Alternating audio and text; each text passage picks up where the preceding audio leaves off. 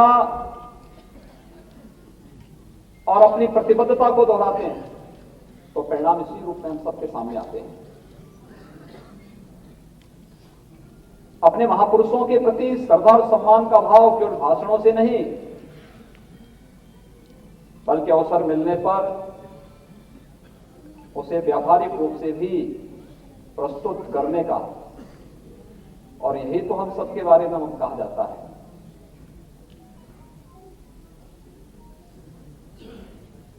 हमने कृतज्ञता किस बात के लिए,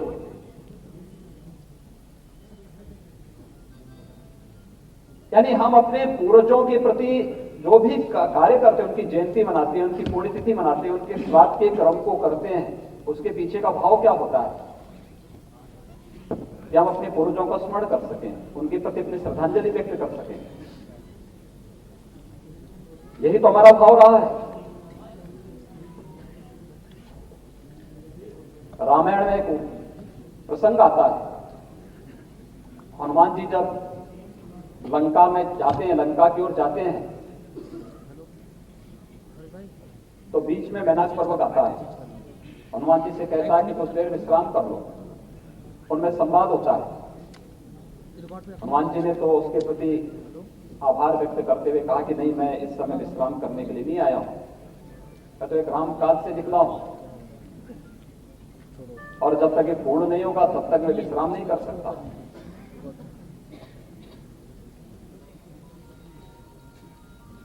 कर्तव्य के प्रति भाव के बारे में जब चर्चा होने लगी तो बात आई सनातन धर्म।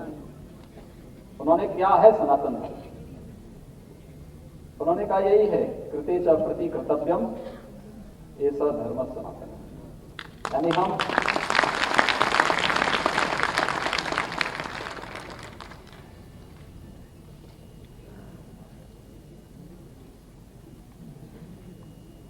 अपने कर्तव्यों के प्रति कितने सजग हैं, ये हमारा एक एक कार्य बताता है। और कश्मीर से धारा 370 का समाप्त होना, देश के अंदर आतंकवाद की नींव को हिला करके पूरी तरह समाप्त करके उसकी ताबूत पर अंतिम कील ठोकने का कार्य तो है ही। जिन महापुरुषों ने कश्मीर के लिए अपने आप को बलिदान किया था, उन सब के प्रति भी श्रद्धा का सबसे बड़ा प्रमाण हो सकता है। ढेर सारे ऐसे प्रसंग आए हैं, बहुत सारे ऐसे प्रसंग आए हैं देश के अंदर सार्वजनिक जीवन में। भारतीय जनता पार्टी पे आरोप लगते थे, भारतीय जनता पार्टी शहरी पार्टी है। याद करिए, जब सदैव अटल बिहारी वाजपेयी जी देश के अंदर प्रधानमंत्री बने, प्रधानमंत्री ग्रामीण सड़क योजना, गांवों के अंदर भी पक्की सड़क बन सकती है, ये अटल जी ने। यानी देश की ग्रामीण अर्थव्यवस्था को एक नया आयाम देना, ये भी सदैव अटल जी के कारण संभव हो पाया था। आज गांव गांव पक्के मार्गों से जुड़ चुके हैं। और अटल जी के उन कार्यक्रमों को गांव तक, गरीब तक, किसान तक, नौजवान तक और महिलाओं तक पहुंचाने का कार्य उसी भाव, उसी भंगिमा के साथ किसी ने किया है। तो आज आदरणीय प्रधानमंत्री मोदी जी उस कार्य को पूरी प्रतिबद्धता के साथ कर रहे हैं। और भाइयों बहनों, ये वही परंपरा है जो कभी कश्मीर मुक्ति के लिए, यानी कश्मीर को धारा 370 से मुक्त करने के लिए अपने आप को बलिदान करती है। ये वही परंपरा है जिन्होंने इस बात का संकल्प लिया कि नहीं, अयोध्या में राम जन्मभूमि का निर्माण केवल एक मंदिर का निर्माण नहीं, एक राष्ट्र मंदिर के निर्माण का एक कार्य है। क्योंकि मंदिर तो देश के अंदर अनेक बन सकते हैं, अलग अलग स्थानों पे बन सकते हैं, लेकिन वह हमारी आस्था का, सनातन आस्था का केंद्र बिंदु है। डॉक्टर लोहिया से जब पूछा गया था क्या भारत के अंदर ऐसे कौन से ऐसे महापुरुष हैं जिनको आप भारत की एकात्मता का आधार मानते हैं, तो उन्होंने 3 कहे थे। उन्होंने कहा राम है, कृष्ण है, शंकर है। डॉक्टर लोहिया अपनी प्रकृति से नास्तिक थे, मंदिरों में नहीं जाते थे। उनसे पूछा कि अरे आप जैसा व्यक्ति, आप राम कृष्ण और शंकर की बात कहते हैं? वो कहते हैं बिल्कुल यही सही, यही सच है। उन्होंने कहा मैं मानता नहीं, लेकिन मेरा ये मानना है भारत अगर एक है, उत्तर से दक्षिण तक, पूरब से पश्चिम तक, इसमें 3 महापुरुषों का योगदान है। एक सनातन भारत की आस्था के केंद्र बिंदु और भारत की एकात्मता और अखंडता के आधार कोई है, वे राम हैं, श्री राम हैं, जो देश की सांस्कृतिक सीमा उन्होंने हजारों वर्ष पूर्व तय कर दी थी। वही आज भी भारत वही है। जो कृष्ण ने अपने समय में पूरब से पश्चिम में भारत की सीमा तय कर दी, वही भारत आज है। और शंकर के 12 ज्योतिर्लिंग भारत के अंदर जहां कहीं भी हैं, वही भारत की एक बार भूमिका का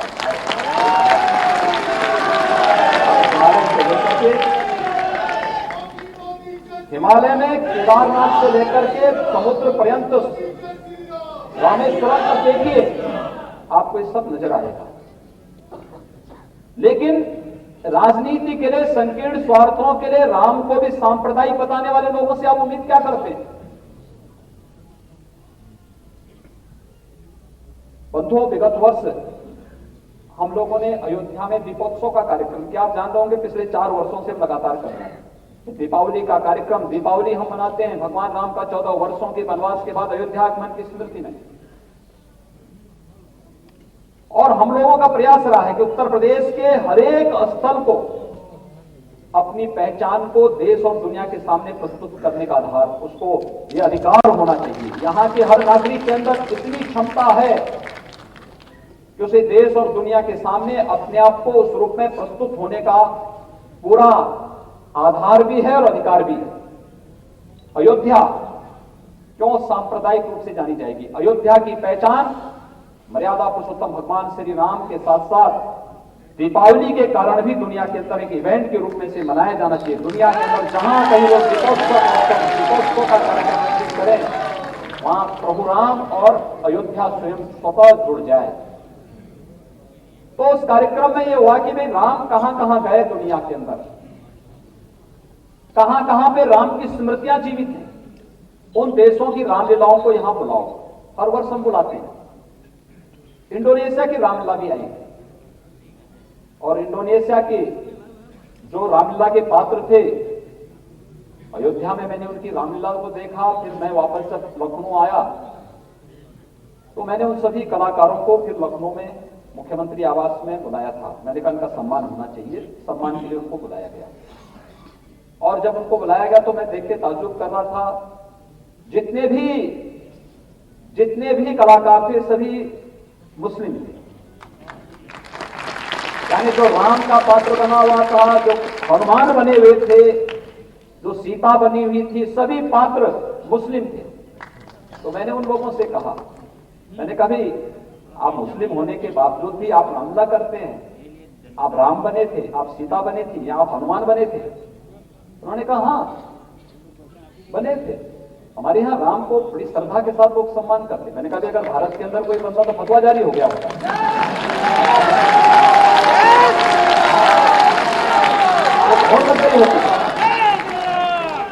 लेकिन आपने बहुत अच्छा काम किया, ये बताइए कैसे? उन्होंने कहा देखिए साहब, राम हमारे पूर्वज हैं, इस्लाम हमारा मजहब है। मजहब व्यक्ति देश काल और परिस्थिति के अनुसार बदलता है, पूर्वज नहीं बदल सकता है। पूर्वज हमेशा वही हमारा जो लहू है यह राम की परंपरा का है, और इसलिए हम अपने पूर्वज नहीं बदल सकते हैं। और कहा यह आज से नहीं, हमारे यहां तो जो हमारा एयरलाइंस है उसका नाम ही हमने गरुड़ रखा हुआ है। हमारे यहां पे मुद्रा चलती है, करेंसी जो है वो गणेश जी के नाम पर है। हमारे यहां जितने नाम हैं वे सभी विशुद्ध संस्कृतनिष्ठ नाम हैं। कहा कि कोई हमें राम से अलग नहीं कर सकता है। क्या भाव है? इन भावों को पहचानने का प्रयास इस देश के अंदर वामपंथियों ने और सोशलिस्टों ने किया होता तो संभवतः देश के प्रति विश्वासघात करने और देश के प्रति नमक हरामी करने का अवसर इनको कभी नहीं मिला। मुझे लगता है कि देश की जनता को हमेशा इस बात को लेकर के पूरी मजबूती के साथ आगे बढ़ना चाहिए। डॉक्टर राम मनोहर लोहिया भारतीय जनता पार्टी के नहीं थे, लेकिन डॉक्टर लोहिया ने इस बात को कहा और बेबाक टिप्पणी की है। भारतीयता के बारे में अगर किसी को पढ़ना है डॉक्टर लोहिया को पढ़ो। डॉक्टर लोहिया तो आपको सांप्रदायिकता की ओर नहीं ले जा सकते। लोहिया के नाम पर लोग राजनीति तो करते हैं, लेकिन परिवारवाद को बढ़ावा जरूर देते हैं। परिवारवाद को, जातिवाद को, गुंडागर्दी को, माफियावाद को, यही सब करते रहे हैं। उत्तर प्रदेश की पहचान को समाप्त करने वाले लोग, किसानों की संपत्ति और जमीनों को हड़पने वाले लोग आज किस तरीके से फिर वातावरण खराब करने का प्रयास कर रहे हैं, हम सबको समझना होगा।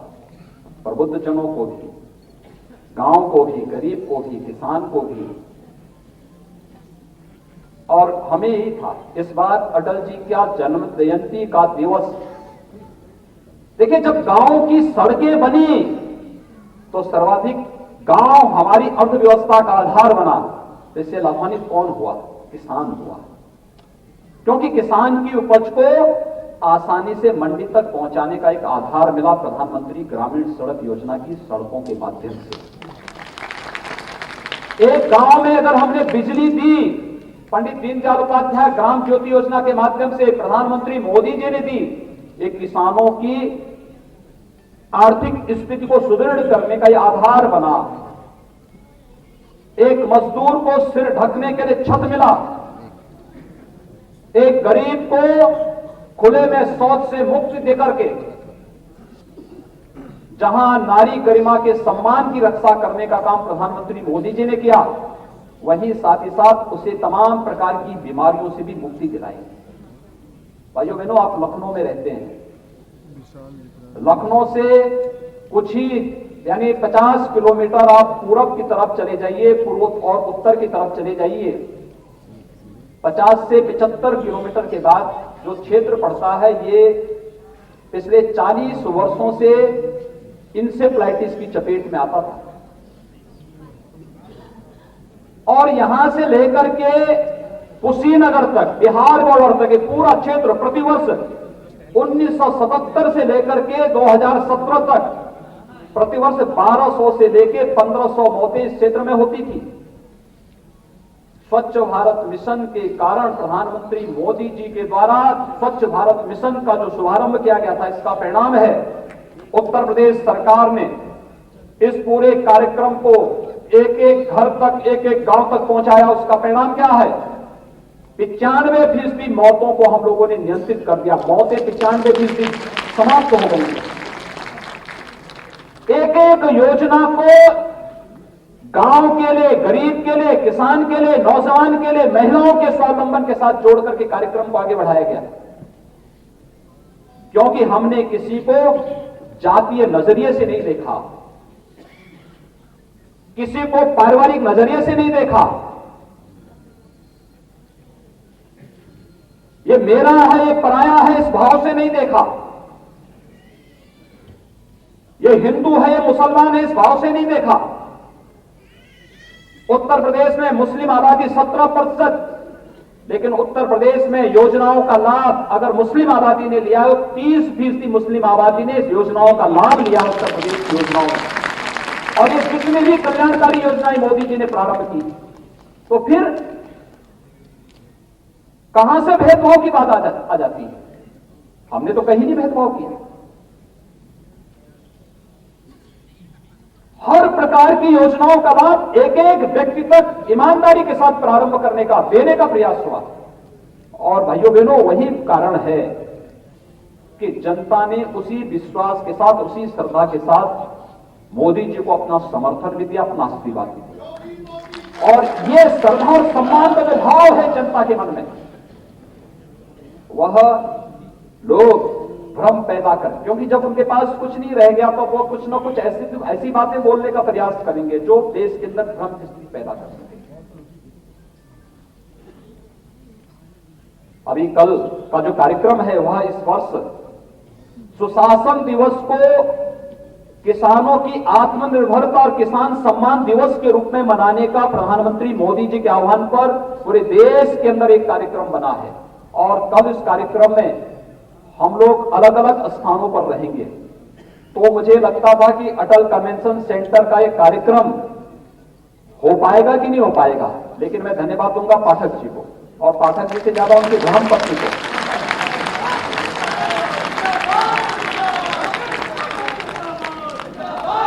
क्योंकि मुझे लगता है कि पाठक जी तो भाई नेता आदमी हैं।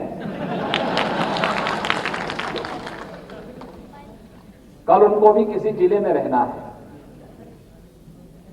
तो ये तो किसी भी जगह कार्यक्रम में शामिल हो सकते हैं, लेकिन उनकी पत्नी ने उनको प्रेरणा दी, उन्होंने अटल जी की स्मृति में इतना भव्य कार्यक्रम यहाँ पे आयोजित कर दिया। और सिर्फ ये है श्रद्धा का भाव, भाषण नहीं होना था इसमें, था कि केवल एकल काव्य पाठ होना है। और मैंने भी पाठक जी से कहा, मैंने कहा देखिए मैं केवल 1 घंटे के लिए किसी प्रकार से समय इधर उधर से निकाल के आऊंगा, एक एकल काव्य पाठ में अगर रखेंगे तो अच्छा होगा। होता क्या है कि जब ज्यादा कवि आ जाते हैं तो कभी कभी तो होता है कि किसी को समय मिलता है, किसी को नहीं मिलता है। एक के लिए आप रुकें और दूसरे के लिए निकल जाए तो उसी में लोग अपने 10 अर्थ निकाल लेते हैं।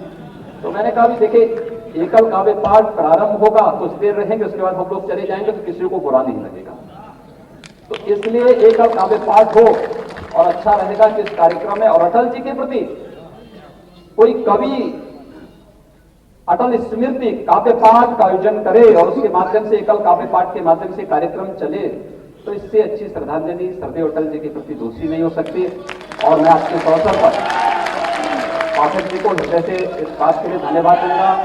इस फाउंडेशन से जुड़े हुए जितने पदाधिकारी हैं उन सबको हृदय से धन्यवाद देता हूं। और मैं सदैव अटल जी को उनकी जन्म जयंती की पूर्व संध्या पर आयोजित इस कार्यक्रम में एक बार फिर से उनकी स्मृतियों को नमन करते हुए उन्हें प्रदेशवासियों की ओर से विनम्र श्रद्धांजलि अर्पित करते हुए हम लोग सदैव अटल जी के उन आदर्शों और मूल्यों के प्रति सदैव पूरी प्रतिबद्धता के साथ कार्य करेंगे, जिसके लिए सार्वजनिक जीवन में हम सब आए हैं, और पूरे विश्वास के साथ उस मिशन को आगे बढ़ाएंगे।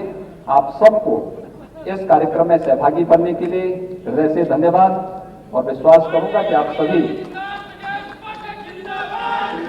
इस काव्य पाठ का आनंद लेंगे और सदैव अटल जी के प्रति अपनी श्रद्धांजलि व्यक्त करेंगे। आप सबके प्रति मेरी शुभकामनाएं। धन्यवाद। जय हिंद। बहुत बहुत धन्यवाद माननीय मुख्यमंत्री महोदय, बहुत धन्यवाद आपका। और अब कुछ समय है आप